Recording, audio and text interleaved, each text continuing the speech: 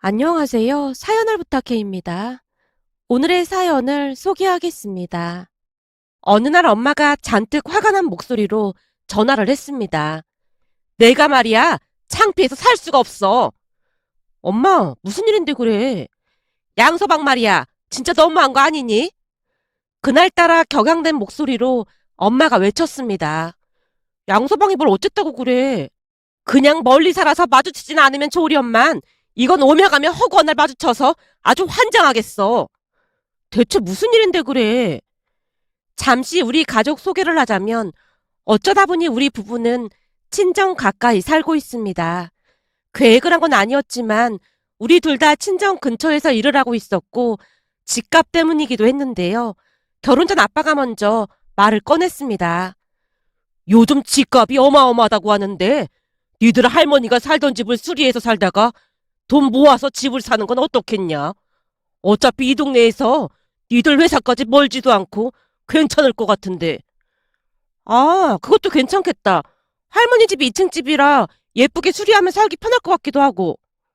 그래. 그 집은 니들 명의로 해줄 테니까 그렇게 하던지. 그때 당시에는 친정이 가까워서 오히려 잘 됐다는 생각마저 들었는데요. 집 앞에 마당도 넓은 편이고 앞이 탁 트여서 경치도 좋은 편이었거든요. 시부모님 또한 형편이 넉넉하진 않은 편이었기에 비록 지방 단독 주택이긴 했지만 친정에서 집을 마련해준다는 말에 적극 찬성한 건 말할 것도 없었고요. 그렇게 우리는 집을 리모델링해서 살게 되었습니다. 앞마당에 꽃도 심고 2층도 예쁘게 꾸몄더니 누가 보더라도 예쁜 집으로 변신을 했고 사람들 입에서 감탄이 새어나올 정도였습니다. 양가 부모님 또한 새로 탈바꿈한 집을 보며 만족해 했고요. 친정과는 걸어서 5분이면 가는 거리였고 우리 집에서 내려다보면 친정이 보일 정도로 가까이 위치해 있었습니다. 오빠 부부가 서울에서 살고 있다 보니 우리가 가까이 살고 있다는 것에 대해 부모님이 더할 나위 없이 만족해하는 모습이었는데요. 특히나 엄마는 우리 부부와 함께 음식도 해먹으며 즐거운 시간을 보낼 생각에 한껏 부풀어 있었습니다. 하지만 엄마의 꿈이 산산조각이 나는 데는 오래 걸리지도 않았습니다. 남편은 엄마가 생각하던 친근하고 자상한 그런 사이가 아니었거든요. 오히려 자상함이랑은 거리가 멀어도 너무나 먼 그런 사람이었어요. 우선 남편은 말을 많이 하는 것을 극도로 꺼리는 성격으로 회사에서도 할 말 위에는 잘하지 않는 사람입니다. 시댁 가족들하고도 몇 마디 안 하고 지냈다고 하니 더 이상 설명이 필요 없을 것 같네요. 가끔 시어머님이 전화로 제게 남편의 안부를 묻곤 했어요. 예, 양씨 아저씨는 잘 지내고 있는 거니? 저기 말이다. 양씨 아저씨한테 시간 나면 집에 한번 들르라고 해라. 시어머님이 대놓고 농담식으로 말을 했습니다. 시어머님이 남편을 부르는 호칭은 양씨 아저씨였고 우리 엄마는 남편을 안녕하세요라고 불렀는데요. 남편이 워낙 말이 없다 보니 동네 아저씨보다 못하다는 의미로 시어머님은 양씨 아저씨라고 불렀고 우리 엄마는 나름의 사연이 있기에 안녕하세요라고 불렀습니다. 그리고 그날도 역시나 잔뜩 화가 난 목소리로 엄마가 불만을 토로했습니다. 내가 오늘 안녕하세요 때문에 얼마나 망신을 당했는 줄 알기나 해? 엄마, 안녕하세요라고 부르지 말라고 했잖아. 내가 안 그렇게 생겼어? 아니 살다 살다 별일을 다 겪네 그래. 왜? 무슨 일인데 그래? 그이가 또 무슨 잘못했어? 라는 제 물음에 엄마가 열변을 토하기 시작했습니다. 엄마 말에 의하면 친구분들과 한 식당에서 식사를 하고 있었다는데요. 누군가 엄마 옆을 지나가면서 인사를 하더랍니다. 안녕하세요. 그래. 식사하러 온 건가? 예. 라며 남자가 엄마를 지나친 채 자리에 가서 앉았고 엄마 친구분이 물었답니다. 누구야? 누군데 인사를 하는 거야? 우리 사위야. 뭐?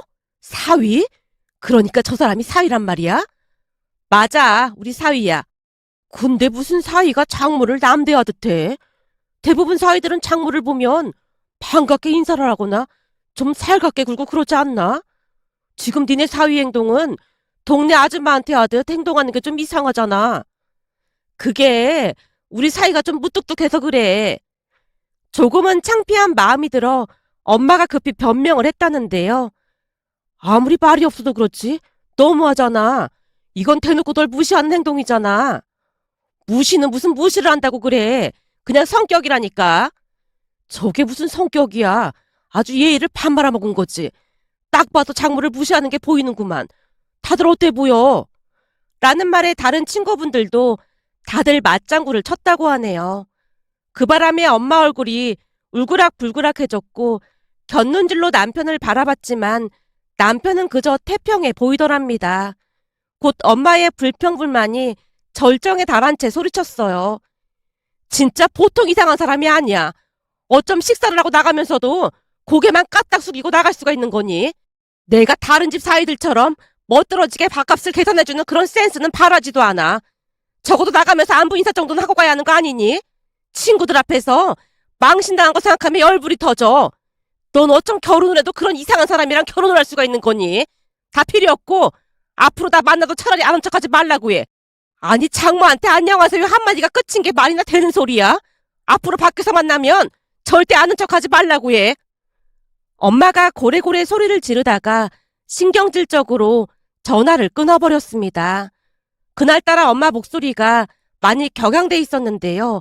아마도 그동안 쌓이고 쌓였던 것들이 터진 게 아닌가 싶었습니다.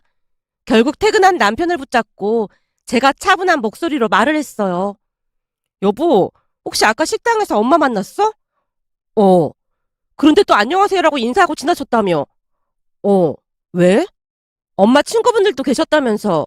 그럼 반가운 척이라도 하면서 엄마 기 좀 살려드리지 그랬어. 엄마한테 사이가 많은 것도 아니고 당신 하나뿐인데 살갑게는 바라지도 않지만 그래도 남들 하나만큼은 해야 할 거 아니야. 엄마 화 많이 나셨더라고. 장모님이 나 때문에 화가 나셨다고? 대체 왜 화가 나신 건데? 그걸 지금 몰라서 묻는 거야? 그동안은 당신 성격 원래 그런가 보다 하고 딱히 말하진 않았지만 당신 성격이 조금 특이하긴 한 것 같아. 내 성격이 특이하다고? 뭐가 특이한데? 말이 없어서? 그런 것도 있는데 사실 평범하지 않은 건 확실하지.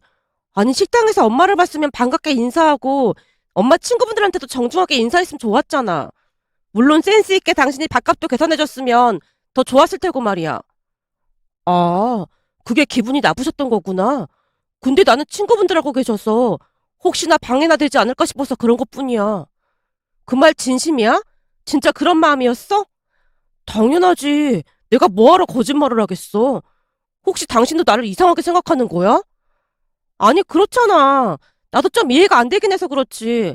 나랑 있을 때는 말도 잘하고 그러면서 왜 밖에만 나가면 입을 꾹 다물고 있냔 말이야. 주위에서 보니까 쓸데없는 말을 많이 하다 보면 꼭 실수를 하게 마련이더라고. 아무리 그래도 양가 부모님께 그러는 건 좀 도가 지나친 거지. 제가 알아듣게 설명을 했지만 들은 척 만 척 하는 듯 해 보였어요. 그러던 어느 날은 오빠에게 전화가 걸려왔습니다. 다른 게 아니라 우리 회사에서 부모님 건강검진을 저렴하게 해주는 게 있어서 내가 예약해놨거든. 네가 모시고 올라오던지 할래? 그날 우리는 출근을 해야 해서 마중을 못 나갈 것 같거든. 내가 시간을 좀 내보려고 했는데 아무래도 어려울 것 같아.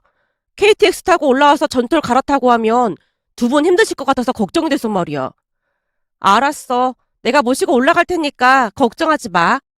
오빠가 제게 미안하다는 말을 반복하다가 전화를 끊었습니다.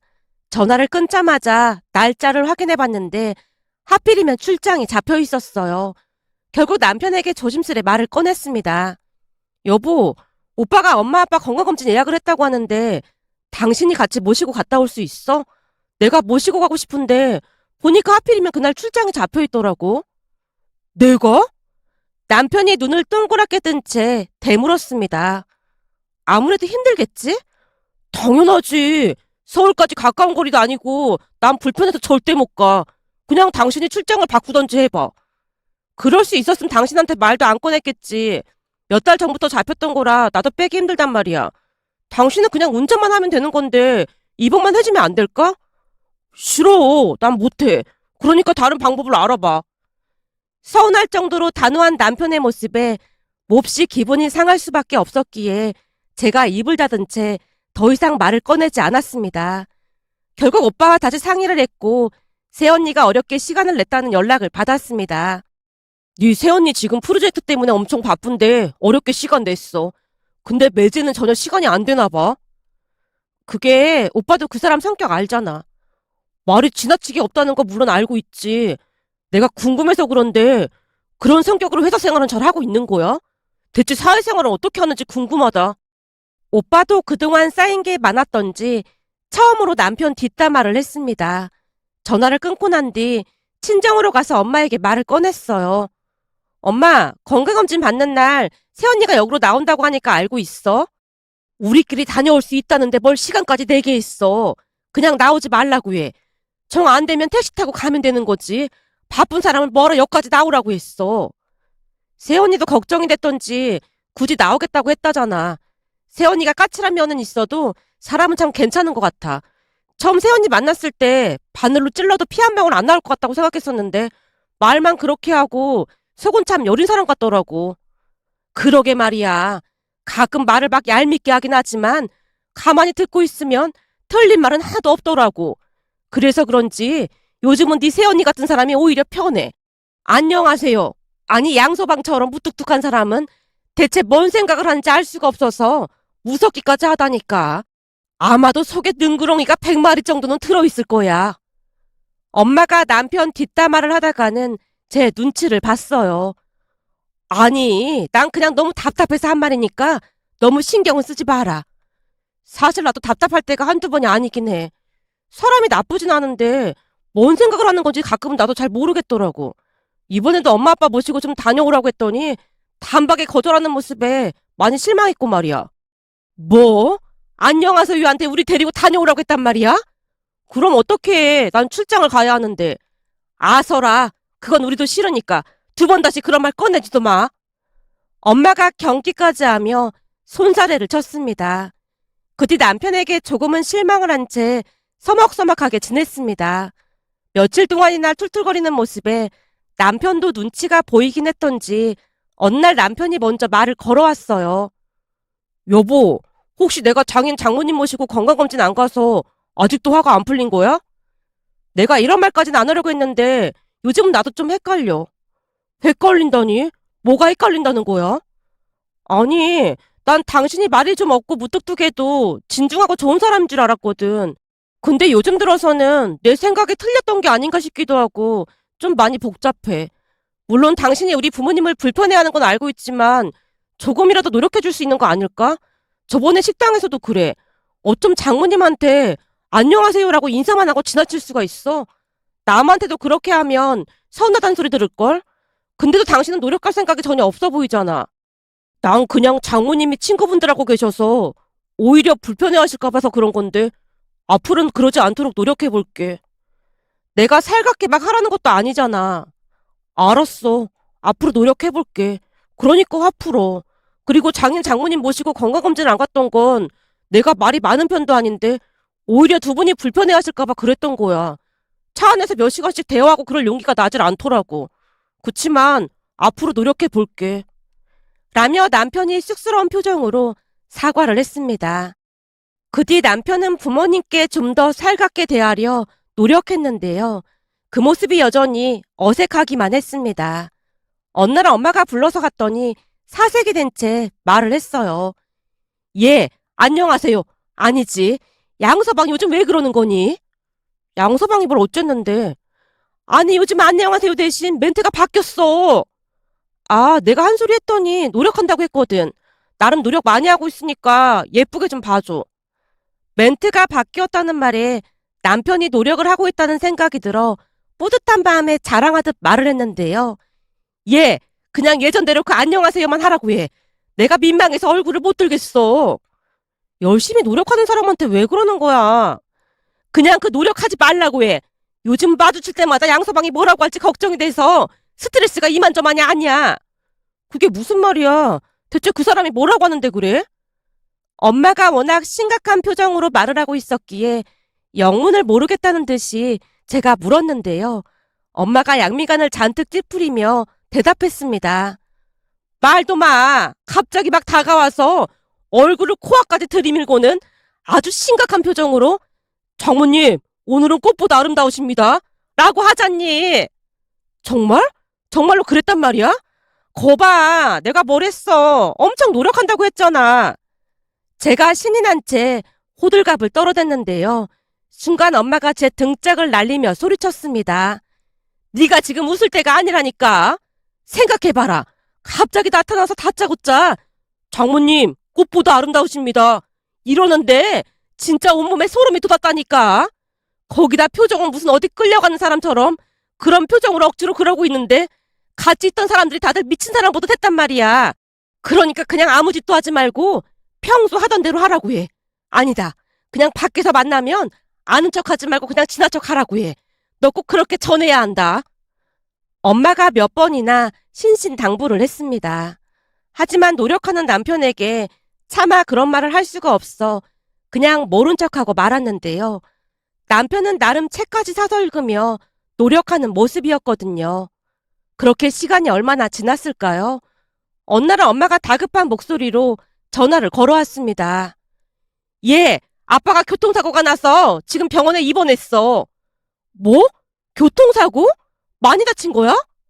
사고가 꽤 크게 났는데 그나마 다행히 다리랑 팔에 깁스만 하면 된다더라고.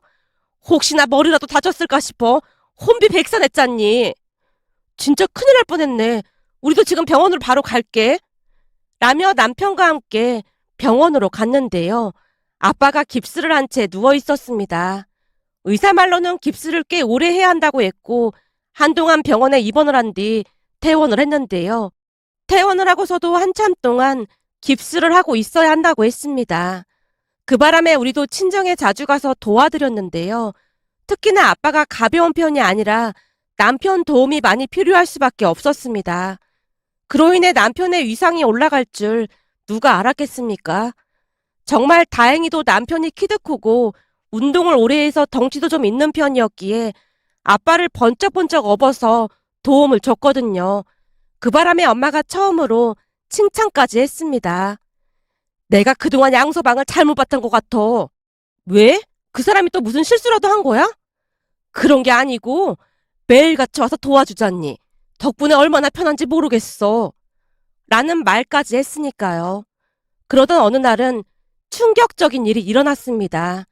그날은 주말이라 남편이랑 마당에서 커피를 마시고 있었는데요. 부모님 집을 바라보던 남편이 벌떡 일어나서 외쳤어요. 저기 검은 연기 나는 집, 어머님 아버님 집 아니야? 뭐? 진짜? 남편의 말에 저도 놀란 채 벌떡 일어났고 급히 뛰어내려갔는데요. 가까이 가서 보니 현관문 쪽에서 연기가 점점 거세지고 있었습니다. 그 바람에 동네 사람들이 몰려들어서 걱정스레 말을 했어요. 우리가 119에 전화는 했는데 집안에 사람 있는 것 같은데 큰일이네. 불길이 거세서 들어가질 못하겠지 뭐야. 어떡해. 제가 발만 동동 구르고 있었는데요. 순간 마실 갔던 엄마가 뛰어와서 통곡을 했습니다. 어떡한다니. 네 아빠 안방에서 자고 있는데 내가 들어가 봐야겠다. 어머님, 잠깐만요. 남편이 엄마를 말리며 마당에 있는 수돗물을 틀더니 호스로 온몸에 물을 뿌리고는 집 안으로 뛰어들어갔습니다. 아니 저 사람 저거 어쩌려고 그래. 저 불길에 저길 뛰어들어가면 어떡해. 동네 사람들이 걱정스레 다들 한마디씩 하고 있었고 엄마와 저도 남편을 말렸지만 남편은 이미 집 안으로 들어갔는데요.